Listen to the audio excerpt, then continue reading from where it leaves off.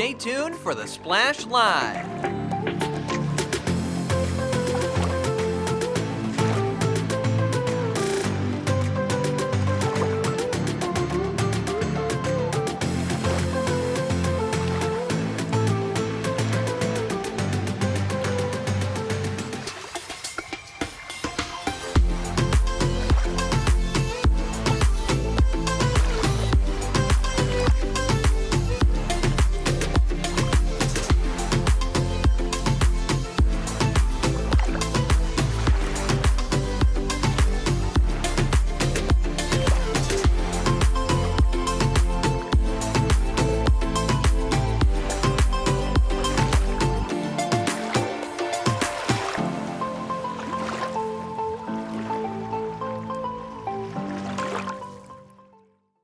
It's time for the Splash Live from Civic Center TV, featuring stories from and about people like you in the Greater West Bloomfield area. Simulcast on cable, 89.3 Lakes FM, social media, and the web. Now live from Green Media Center on Walnut Lake Road, it's the Splash Live. Live, local, social. It's the Splash Live on Civic Center TV and 89.3 Lakes FM. I'm your host, Jake Sheff, going over all of the biggest news and events from right here in Greater West Bloomfield. Here in West Bloomfield, work is being done every single day to honor our veterans and our heroes who do so much to make our country what it is. And recently, the great people of West Bloomfield Parks helped to do so with their annual Heroes Breakfast. I attended this year's festivities and got to hear from several local veterans on what this event means to them and to the community. Well, we've been here for each and every one, and we really appreciate West Bloomfield for doing this for us.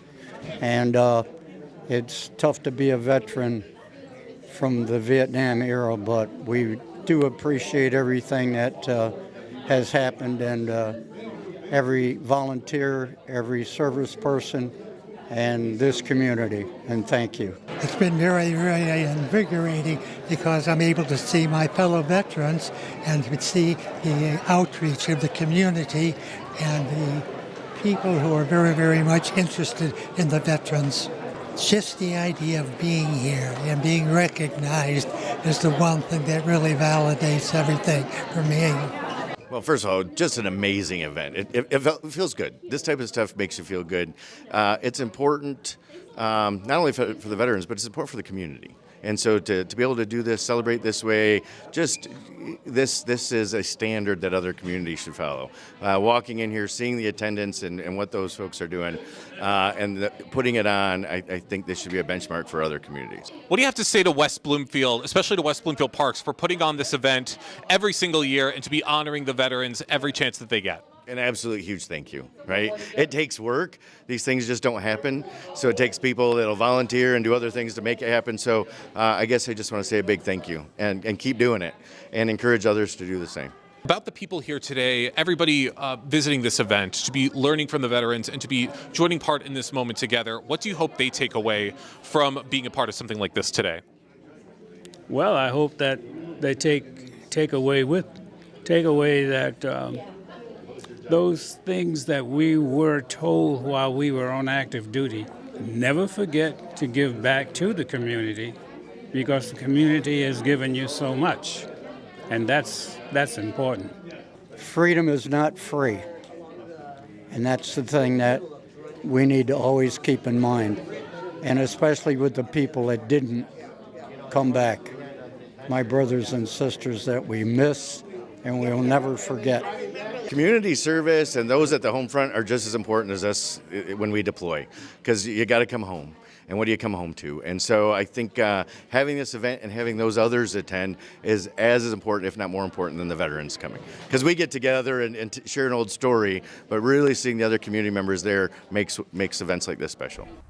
It was such a great feeling to be able to speak to those veterans and to see how much this event meant to them and for the community to be showing their respects in this wonderful way. And if you want to check out the full show, the full Heroes Breakfast show, you can head over to civiccentertv.com/heroes25 to see the Heroes Breakfast in its entirety. A big congratulations to Coach Chris Ludwig, who has been named the Division I Michigan Tennis Coach of the Year, a well-deserved honor that reflects his exceptional dedication, leadership, and impact on the sport. Coach Ludwig is, of course, the tennis coach for West Bloomfield High School, and his commitment to developing athletes both on and off the court has elevated the program and inspired countless players over the years, making this recognition a proud moment for the entire community. So once again, a big congratulations to Coach Chris Ludwig. Hope to have him on the Splash Live very, very soon to talk about what this means to him. The 2025 Shop Sylvan event celebrated another successful year, welcoming 624 shoppers and guests who helped to generate an impressive total of $33,728 in total sales.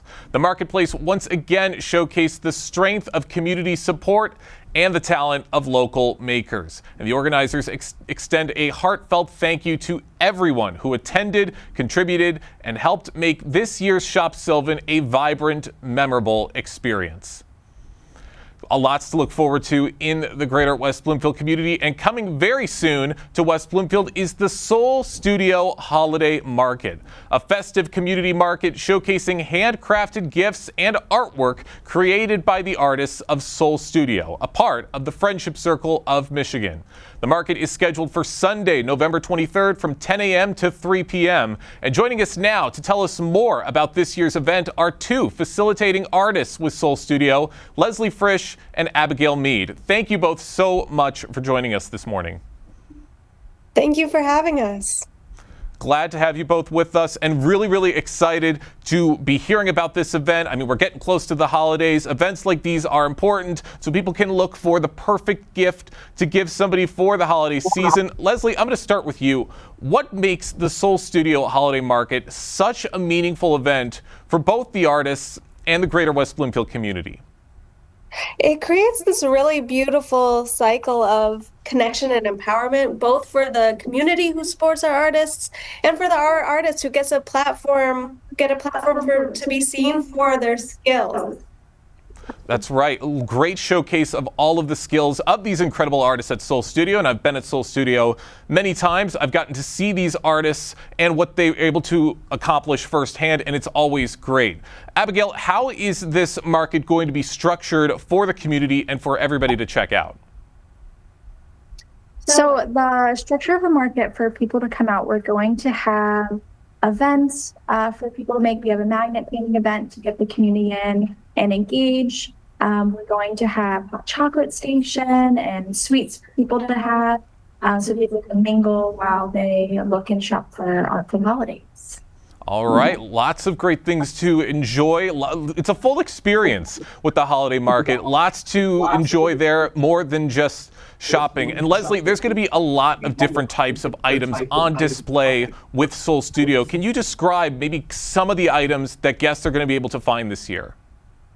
Absolutely. We have so much great stuff. We have ceramic dog vases, hand-woven scarves, table runners, candlesticks made right here in our wood shop, and mosaics and all these other really great, unique items. There's something for everyone. And you can also come to the events that we are hosting. So we have a magnet painting event during holiday market, and you can also make your own flower arrangement with any vase purchase.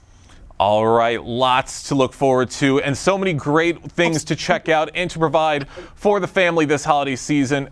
Abigail, how does Soul Studio empower artists with special needs through programs like this market?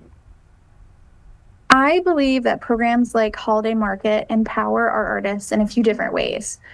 First of all of the artists, they get paid for every piece of artwork that they sell. And this not only provides income, but it also gives validation for all of their hard work and their talents. It also gives the artists a platform, and they get to meet the community, engage with them, and see the joy that their artwork brings to the people. And it helps build their confidence. That's right. It helps build that confidence, and it provides more and more outlets for these artists to showcase what they're able to accomplish. And that's what it's all about, and that's what we love to see.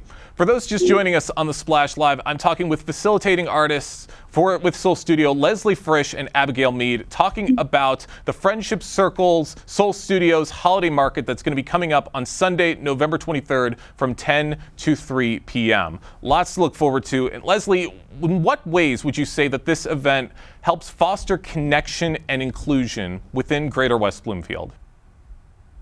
It's a great chance for the community to meet our artists and see the amazing work that they do and connect with the incredible community that we have here at Soul Studio.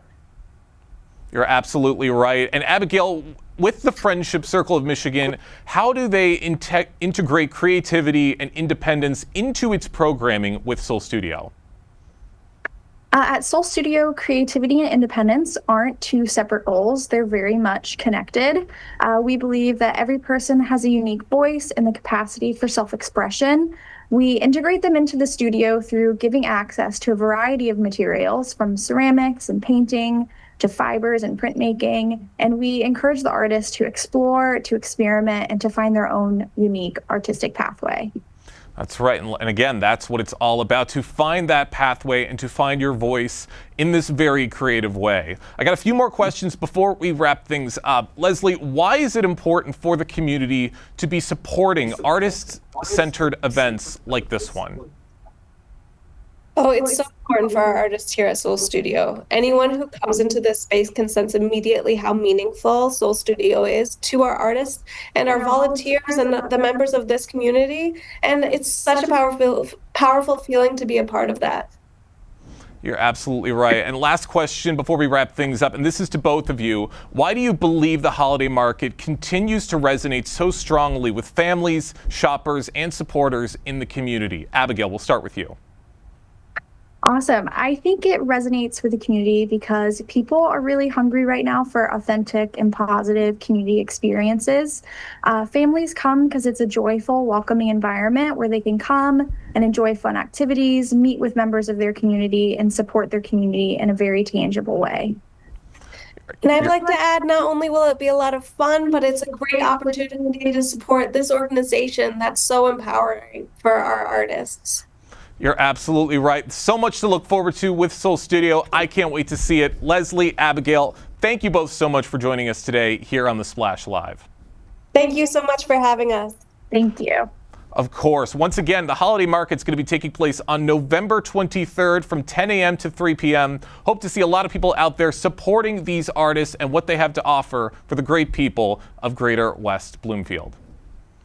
As mentioned earlier in the show, work is being done every day to support the veterans of our community, and that includes a very important chapter of our history, the Tuskegee Airmen, who played a crucial role during World War II. Chuck Matthews, the president of the Macon Thomas West Bloomfield chapter of the Tuskegee Airmen, joined me on The Splash recently to discuss how he's working to keep the legacy of the airmen alive. Chuck, thank you so much for joining us today. My pleasure. Thank you for having me. Of course, really happy to be having you with us on this Veterans Day. What does Veterans Day mean to you personally, and how does it feel to honor the legacy of the Tuskegee Airmen on this occasion? Well, Veterans Day, for the biggest part, is giving veterans, wherever they are, the recognition, the honor, just the highest level of respect for who they are, what they've done, the sacrifices, and particularly those who have provided the ultimate sacrifice, those who have given their lives in defense of this country, doing what they were ordered to do. And it's not something, they're owed that recognition and honor. And for the Tuskegee Airmen, that history and legacy has so much to offer for all ages. Even now, though World War II has ended many years ago, the accomplishments, the legacy, the history, how they went about facing adversity, facing impediments, facing just out and out a desire for that training to not succeed. Put that all behind, work hard, prove, continue to excel. And they got their shot, and they took advantage of that opportunity and saved this country's pursuit into Germany by protecting those bombers who provided the final blow to Nazi Germany to bring them to the table to say, we give. You're absolutely right. A very, very powerful story. And as you said, it is inspiring several generations of people today, including younger generations. How do you think the story really inspires the younger generations, would you say? When they hear it, when they are told, and it's as I speak around at schools and nonprofits and just general discussions at social gatherings, there are a fair amount of people, young and older citizens, who are not aware of the total story of the Tuskegee Airmen. Not that they have to know all the intricate details, but how they were selected, how they were trained, what they went through, and what they accomplished. It's there's so much to be gleaned from that history, and that's my motivation for becoming a member of Tuskegee Airmen and a local chapter, is to continue that history, legacy, and contributions of the 332nd Fighter Group, which is who the Red Tails were, protecting the bombers. And for every bomber that is shot down, there's about 10 men whose, if they weren't a father, they'll never be a father, grandfather. Those who had families would never return to those families. So every bomber that is protected, that gets back to base, that's 10 men. And we were losing bombers at a historic rate in those final months and a couple years going into Germany to try to bring it in to that war. And the heroics of the Tuskegee Airmen provided that final victory blow to Nazi Germany. That's all right. Very, very important part of our history, and very, very crucial part in a very taxing time for America. And with a lot of these values, there was some very important values with the Tuskegee Airmen that are still relevant today. What would you say are some of those values that you see really hitting home with a lot of our residents today? Well, that is how one approaches adversity, how one approaches negativity, how one would approach just having the proverbial card deck stacked against one. The lesson that I impart to particularly young people is never, never, ever let anyone tell you what you're not capable of, what you can't do, what you don't have in you, even if it's family. You have greatness that's within you, and you have to not buy into you're less than, you can't do this. You're capable of doing so many things that you put your mind, heart, educate yourself, and get it done. Just have that mentality to get it done, and not fight physically, but fight mentally, intellectually, and just words of my dad. I remember them clearly, so clearly, as I can show you better than I can tell you what I can do.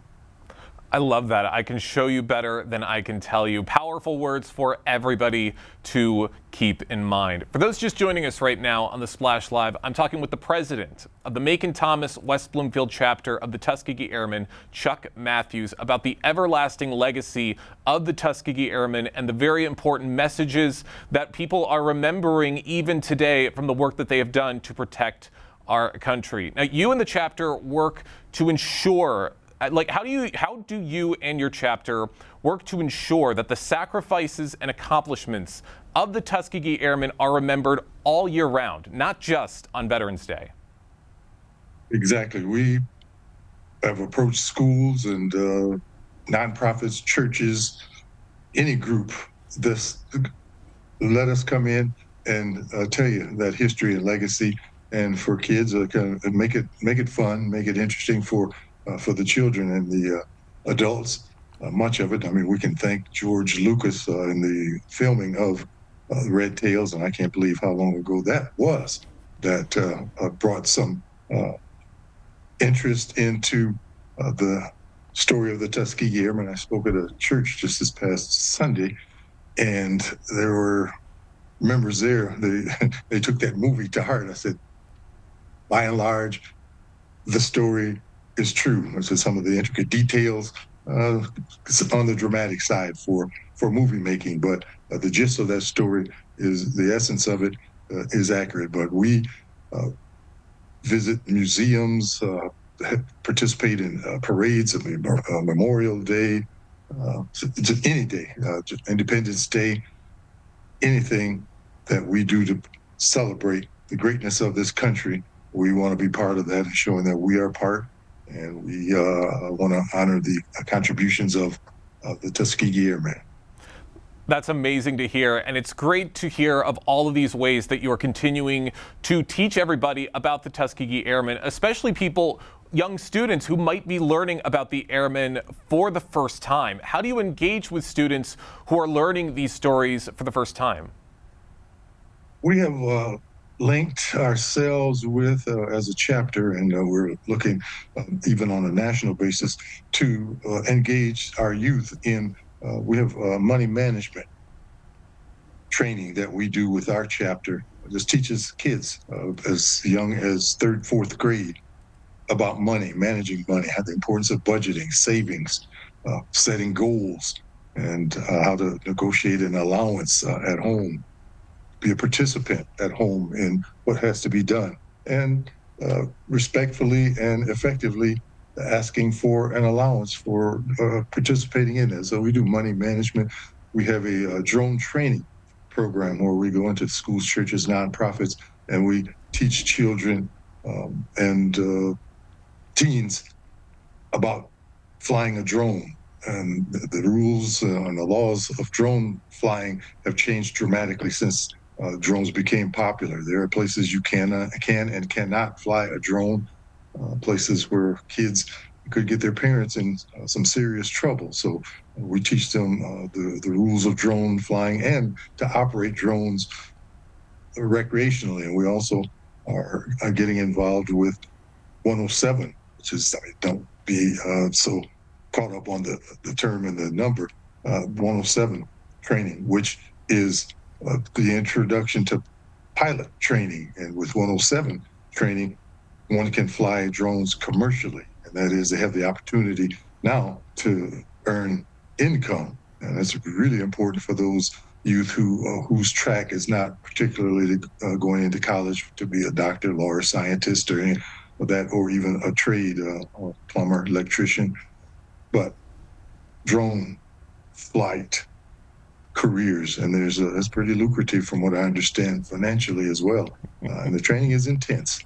But we're doing those things, the etiquette, how to apply yourself to get a job, and what you need to do to keep a job as a young person. So we're trying to impact many aspects of our youth on things they need with the history and the outline that was provided by the Tuskegee Airmen.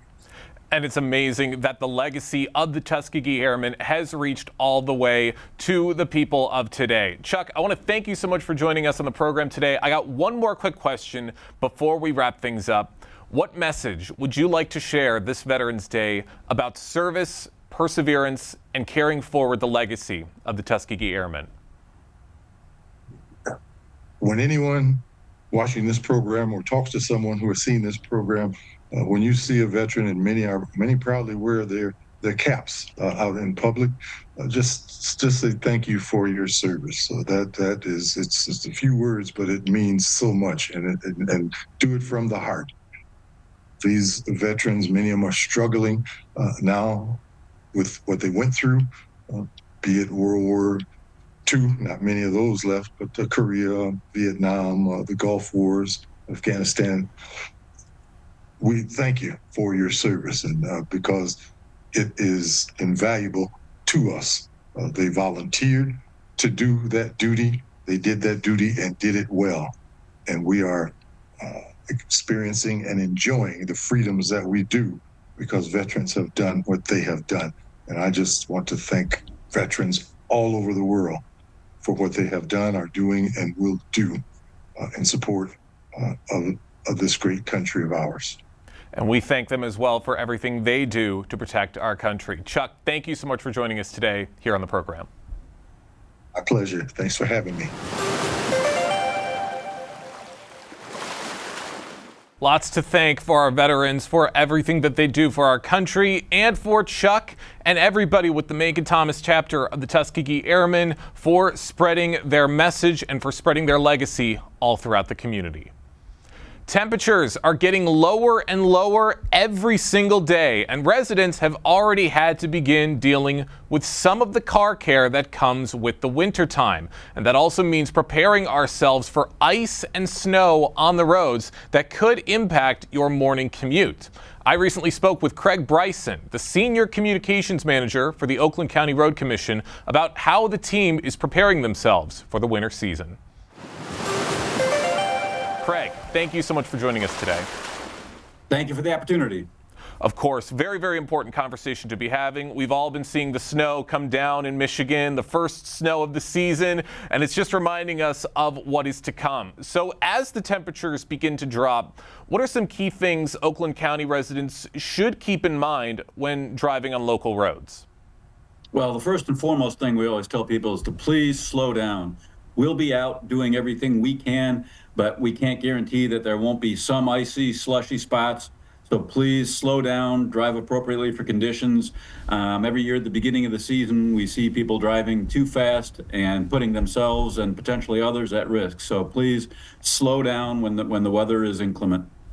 That's right. And this stuff could happen at any time of the day. But I'm curious, are there certain times of day or types of roads that tend to become more dangerous once the temperatures start to dip below freezing? Absolutely. First and foremost, the morning and evening rush hour, when we have the most traffic on the road, is always the most dangerous. You have the most people crowding into roads that are sometimes over capacity. Any time of the day, depending on when the weather hits, can be challenging. But when the most traffic is out is when we're most concerned, and we're trying to get the roads as clear as possible. But of course, any time of day, please just drive for conditions. That's right. Always be wary of what is on the road.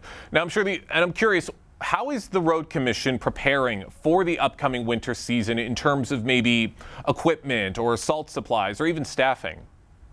Yeah, all of those. We've now completed our fall winter maintenance training. We go to every garage, sit down with all the drivers and review all the procedures, all the practices as far as how to drive, safety techniques, truck maintenance techniques. Our mechanics have completed, although it's an ongoing process always, but they've completed the fall review of all the trucks. The trucks are ready to go. We've got all of our salt facilities full, which means we've got about 37,000 tons of salt in 6 storage facilities across the county. So we are ready. Wow, 37,000 tons of salt, is that what you said? Yes, that's how much we have on hand when we have all of our salt facilities full. We use an average of about 64,000 tons per year. So, that's a little bit more than half of what we'll use in an average year. Wow. I mean, that certainly does help put things into perspective about just how much you guys prepare for this sort of stuff and just how much work goes into keeping our roads safe. And I am curious, Craig, with the winter season coming along, because you guys do great work in keeping our roads safe, but of course, I'm curious, are there maybe some new technologies or strategies that the Road Commission is going to be using this year to maybe improve efficiency and response times, especially during snow and ice events? Well, there's a couple of things. We finally got 34 new trucks in this year, late this year, that we literally had ordered during COVID, and they finally came in. The delay in getting equipment has been crazy for the last couple of years. We're finally getting those trucks out on the road. Those trucks offer some new technologies. Traditionally, salt trucks had a single salt spreader in the back that spread the salt. Some of our new trucks have dual salt spreaders on each side of the back of the truck that allows them to salt a wider area. We can do multiple lanes at once. Some of them even have salt spreaders on the side of the truck that can spread the salt out to an additional lane towards the side. Those things make us more effective. We can salt more lanes at the same time. Almost all of our trucks now have the wing plows that fold out from the right-hand side so we can plow an additional lane or shoulder at the same time, again, making us more efficient. All of our trucks are equipped with the green lights now that make them more visible, even in a blinding snowstorm. Those green lights can be seen from further away, which is a safety issue. So lots of new technology, and being inside of those trucks is kind of like being in a fighter jet. There's so much technology in the trucks now. We have cameras on the front of the trucks that we can monitor what they're seeing, so our management people can look at any of the trucks that are out there and see what the road conditions are like.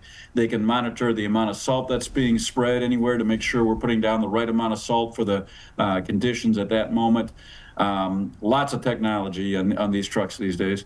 You're absolutely right about those trucks. I was in one of those trucks last year for a story for Civic Center TV, and I can tell you firsthand, yes, a lot of technology, a lot of stuff that goes into keeping our roads safe, and it's great to hear of the continued updates in that efficiency. For those just joining us right now on the Splash Live, I'm talking with Senior Communications Manager for the Oakland County Road Commission, Craig Bryson, about some important tips to keep in mind as we're starting to see the first snowfalls of the winter season and as temperatures are dropping, how to protect ourselves and keep ourselves safe on the road. Now, it doesn't matter what time of year it is, road construction is always going to be taking place, and that's something people should still be aware of as we are navigating through the winter season. How is construction managed during colder temperatures like this? What usually gets done?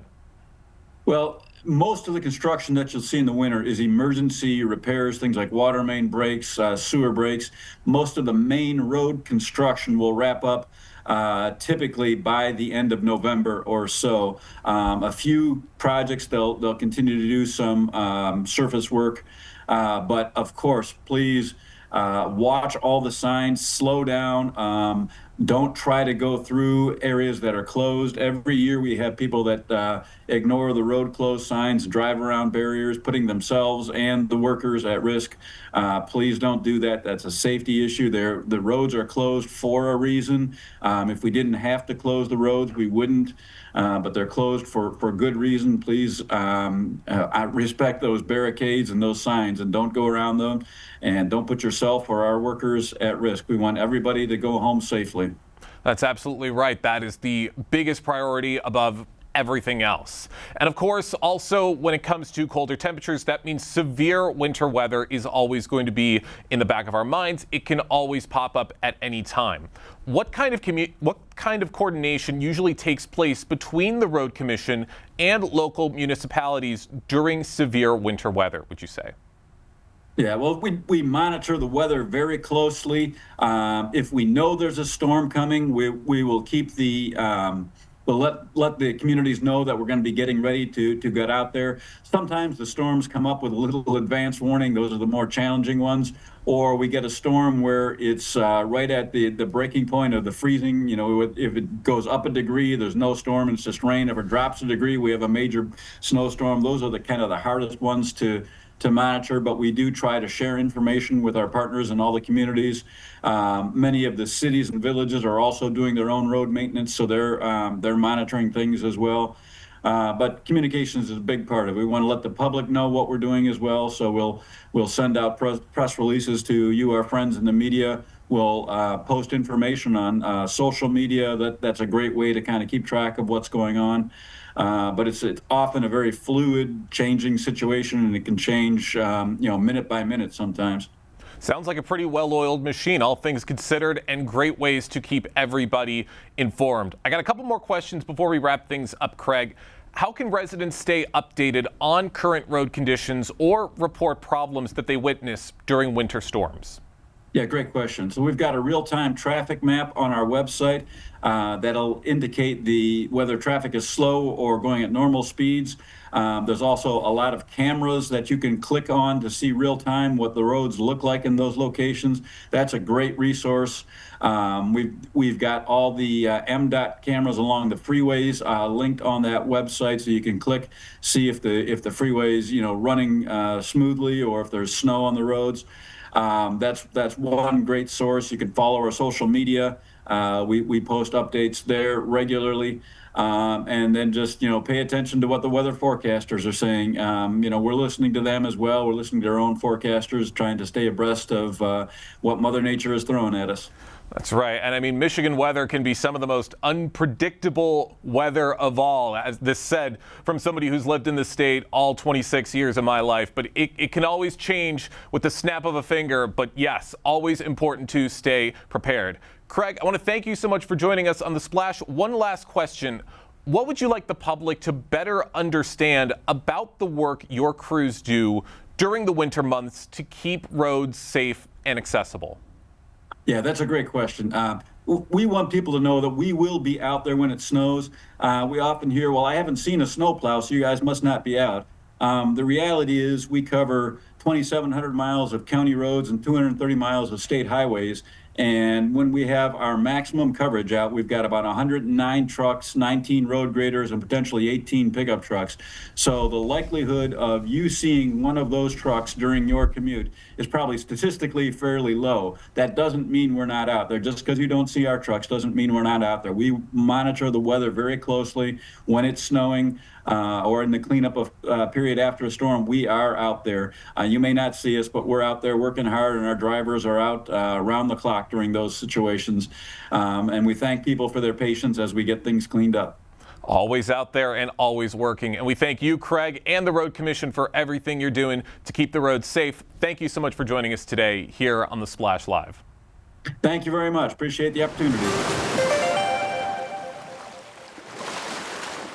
Now, I'm not a Game of Thrones fan, but I do know that winter is coming. And it's really, really important to have this information out there so residents can be prepared on how to handle themselves on the road. So we really appreciate Craig Bryson from the Road Commission for Oakland County for joining us on The Splash Live to have this all-important discussion.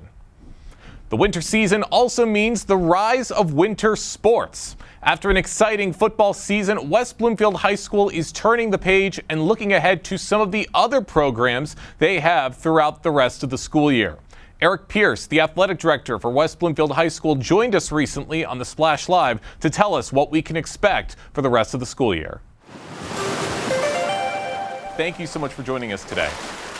No, thank you for having me as always. It's always a pleasure to be on.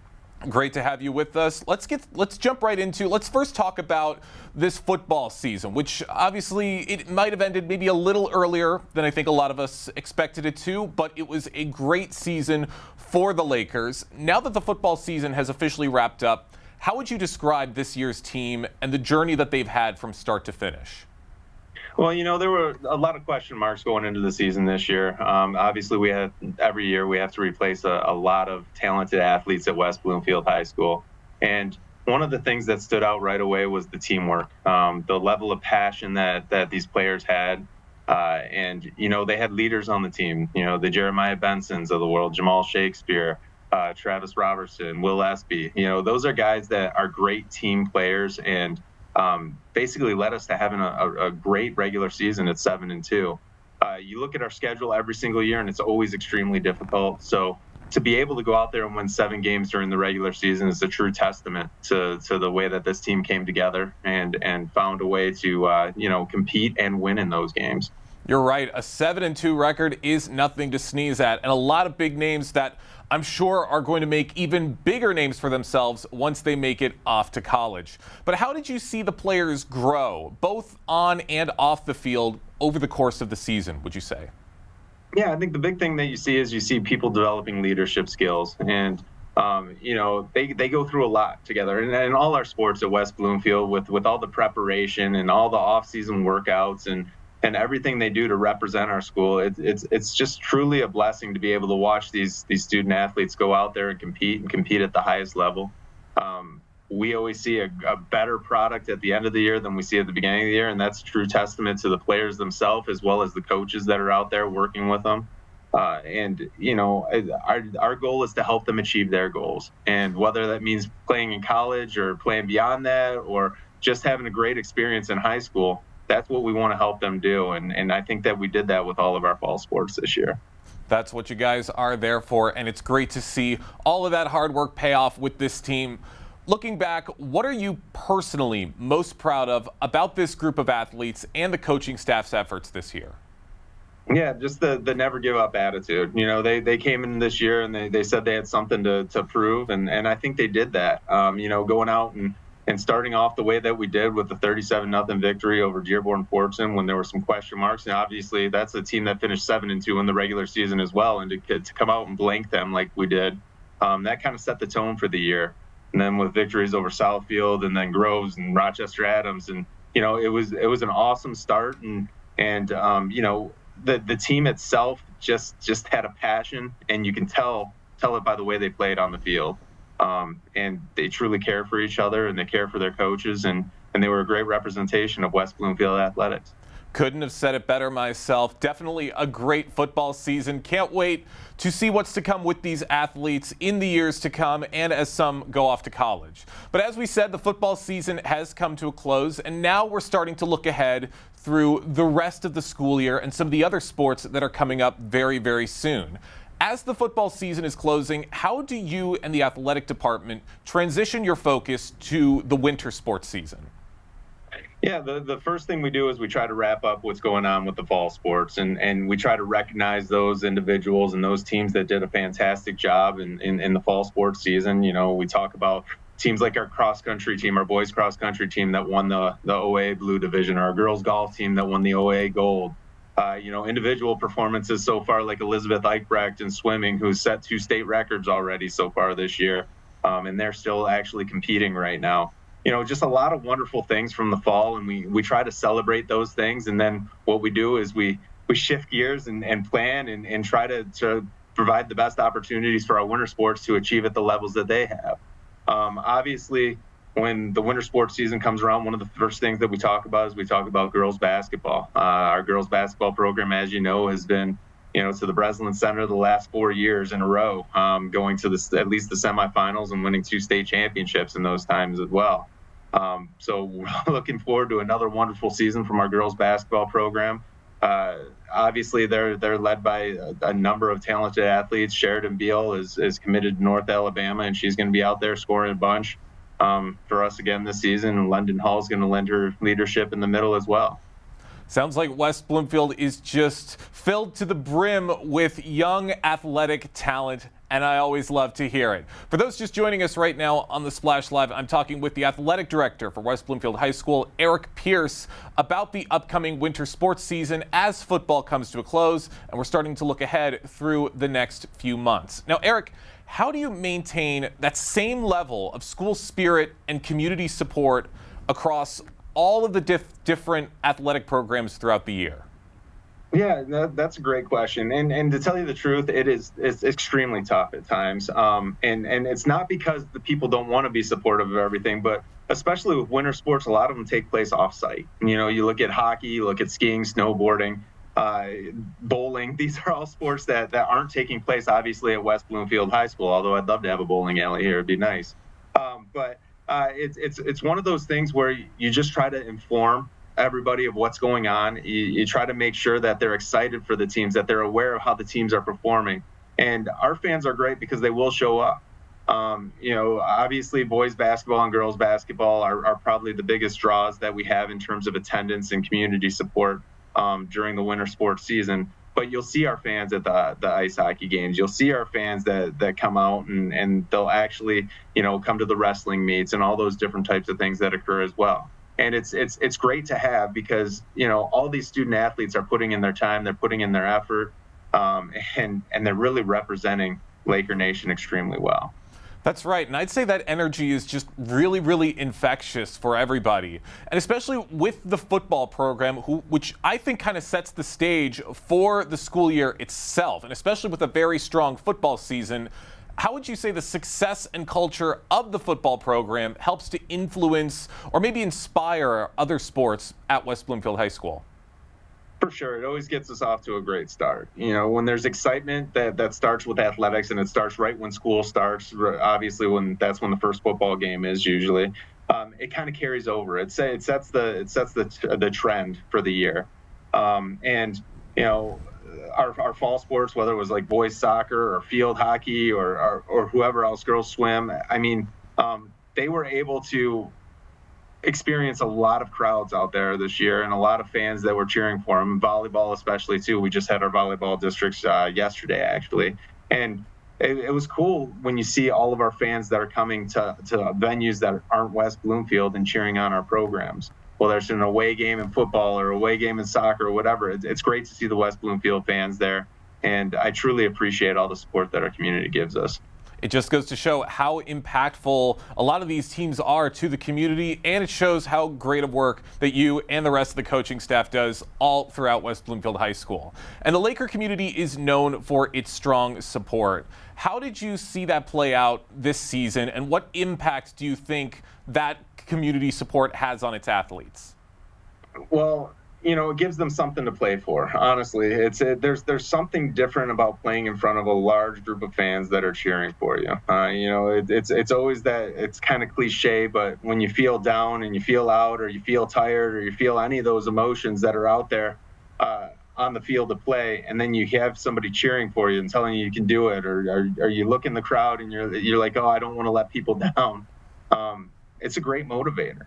And to have that support, it just gives that extra edge to our teams. And I really see it in the way that our teams play. And they're proud to represent West Bloomfield.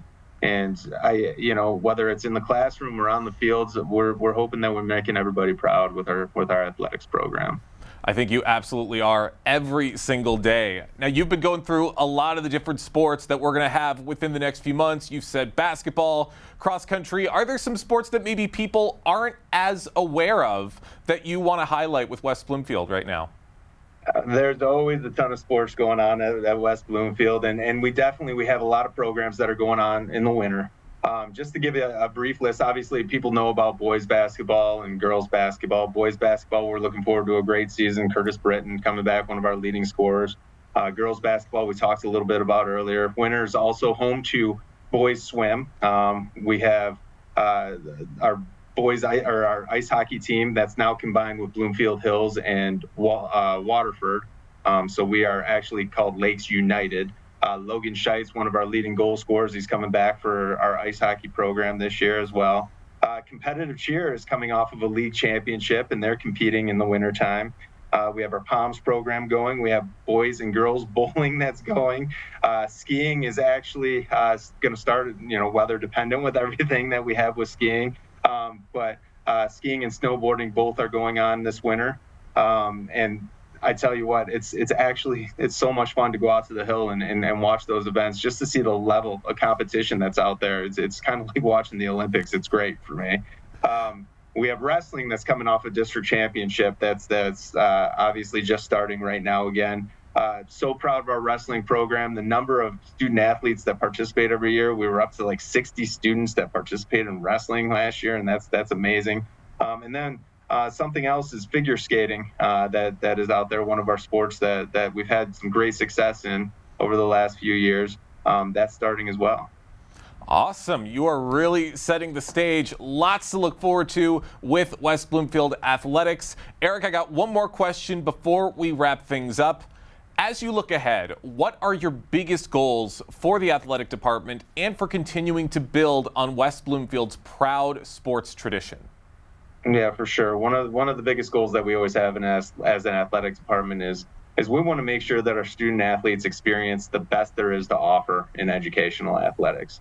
And when I say experience, that means that they look back at it years down the road and they say, wow, those were some great times. We had the community support, we had the support of our school, we had the support of our administration, and we want them to look back on their time at West Bloomfield Athletics and look back fondly at what they did here.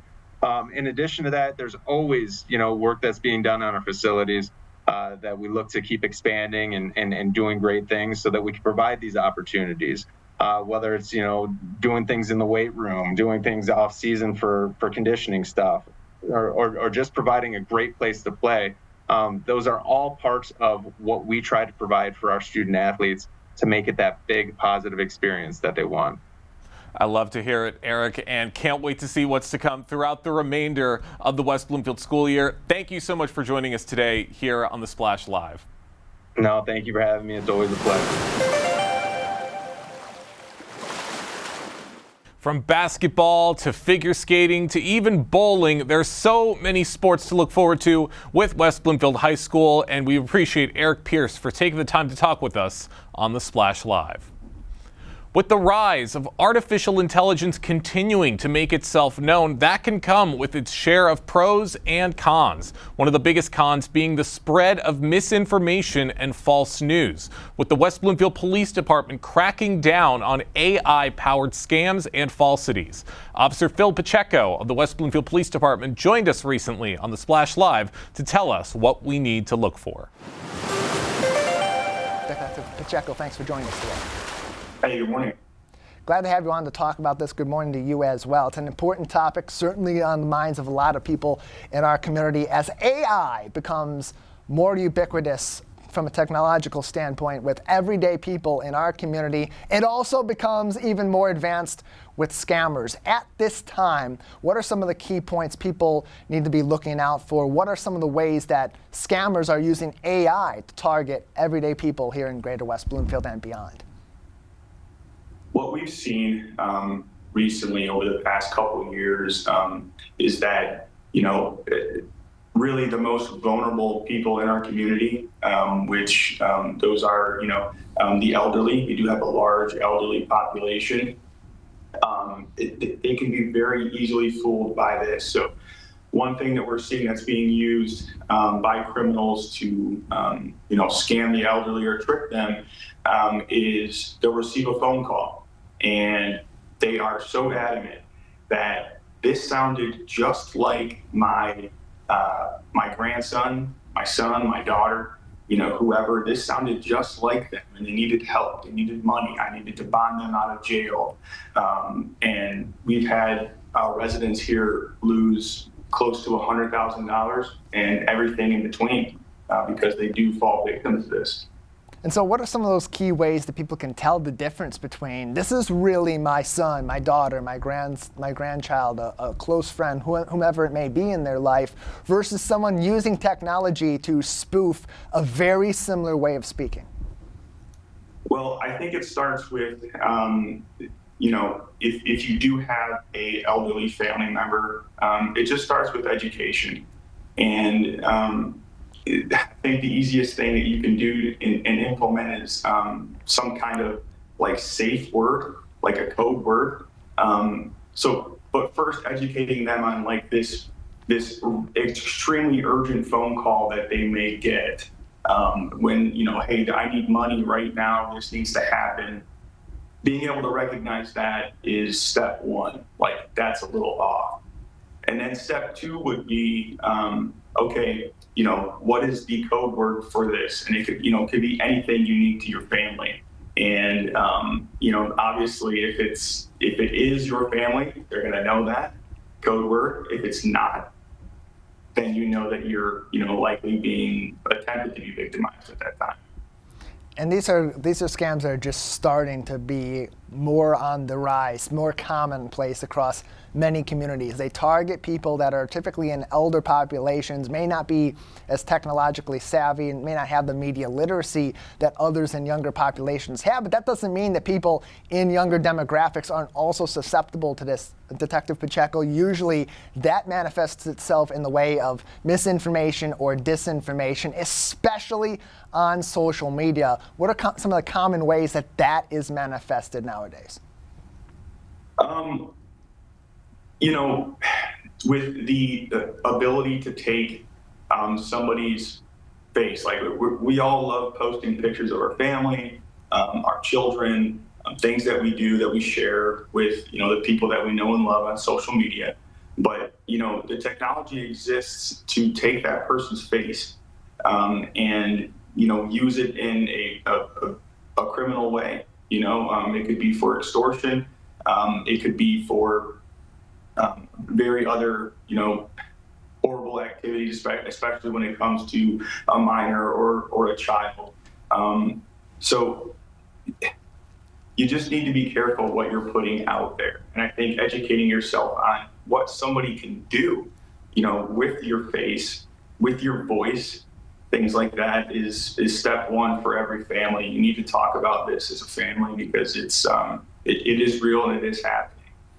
And it goes back to some of those privacy settings that you really want to be mindful of. Who you're also bringing into some of these social media can also play a big impact in that. Do you know this person? Do they look familiar to you? If not, probably shouldn't have access to your information, especially now with the advent of AI, and it's certainly going to get a lot more advanced as time goes on. Detective Phil Pacheco is with us from the West Bloomfield Police Department. More helpful advice and safety information from our local PD can be found on Facebook at West Bloomfield PD. Detective Pacheco, from the law enforcement standpoint, what new maybe training methods are being brought in or may be employed soon for our local departments like yours to help also counteract some of these negative effects that AI may be having on communities like West Bloomfield? It's funny, I was just looking at that today, like, hey, what's available? Companies are putting this training out for law enforcement. Really, what I found was how law enforcement can use AI to, for administrative purposes or even down to report writing to make the job easier, which, agree with it or not, it's there, it's happening. I think that, I guess to answer your question, I'm not really aware of any training that exists right now or that I've seen recently that would, give us some kind of investigative tools to investigate this better. I think that we here at this police department and the investigators that we have here in the Detective Bureau, we're all pretty aware of how this stuff works. We're younger, we grew up with this, we know kind of what the future holds for AI. And so I'm going to keep an eye out, but yeah, I don't know of anything right now. Yeah, still early on with this becoming more easily accessible for people across all different sectors, whether it be businesses, whether it be everyday citizens like you and I, or it be these scammers that tend to be a little bit more on the cutting edge of these technologies and figure out how to do some of these scams early on before law enforcement and everybody else catches up to them, and then it all evens out relatively quickly. Detective Pacheco, with all of that being said, if someone does believe that they've taken your advice from today or other advice that they found about counteracting some of these scams that may arise or misinformation campaigns that may arise with the advent of more advanced AI, should they believe that they've fallen victim to that or they've been targeted by AI, what steps can they take with their local police department to report that and maybe begin some sort of investigation into who may be behind it? A lot of times with these cases, time is of the essence. You have to report it immediately. A lot of people, start off with like, I'm really sorry to bother you with this, this has happened to me. But at the end of the day, we're here to serve the public.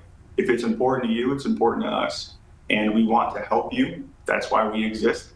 And you need to report, anything to us right away. If you think you're being victimized or anything like that, please do it right away.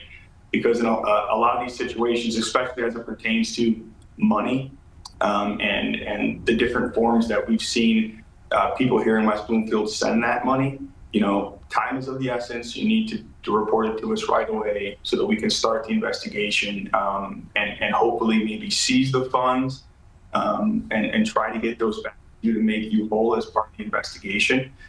Certainly, we don't exist just to recover your money. At the end of the day, we'd like to get somebody criminally charged for what they've done to you. But again, report it to us right away. If your family member is elderly, it's awesome if you can bring them in and help explain kind of what happened so that we can get on it right away.